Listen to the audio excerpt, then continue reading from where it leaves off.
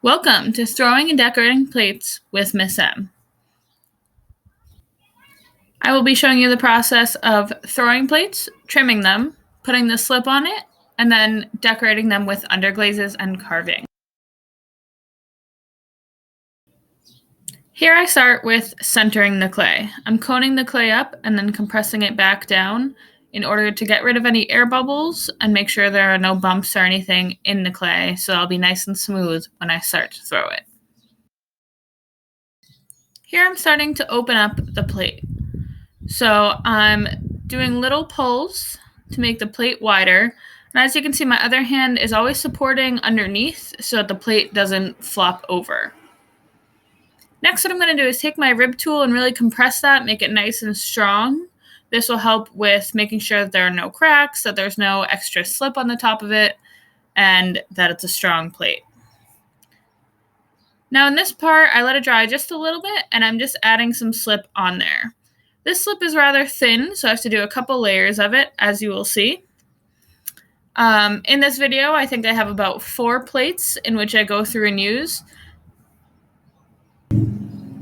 It's important to always make extra plates or make extra anything when working in pottery, just because there are so many things that could happen, like cracks or something breaks, or you just really don't like one and maybe you like the rest of them, whatever it may be. It's good to make multiples when you are making something in clay.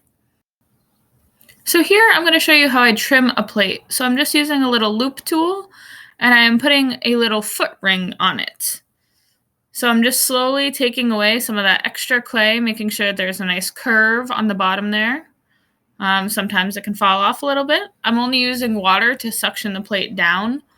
So there's a little bit of error there, but this way it doesn't get ruined as often. So I'm just kind of trimming away, getting that curve looking nice, and then I'm going to go into the center and I'm really going to define that foot ring. You can see that I'll keep tapping on the center there. I use the sound to really decide how thick or thin it is. That way I don't go through the bottom all of the way. Here, I'm going to be doing the same thing that I did before, just adding a little bit of slip, but I'm just doing it to the other side. So I'm putting it on the center inside of the foot ring and on the outside of the foot ring. I'm leaving that foot ring empty just for a little bit of contrast between the dark clay and the white slip.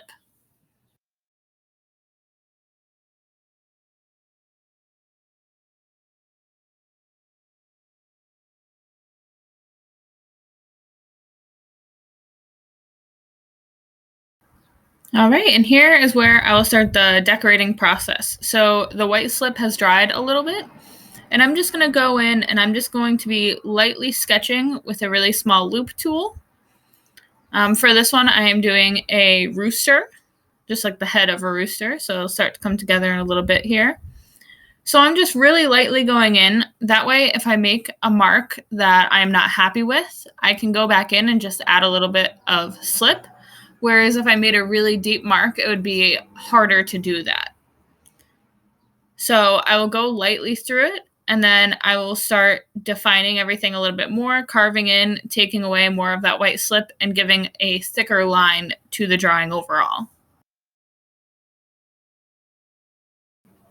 All right, now that I've completed my drawing, I am going in with different color underglazes. So I have red, orange, and yellow. I just wanted to have a limited color palette so that there's not too much going on.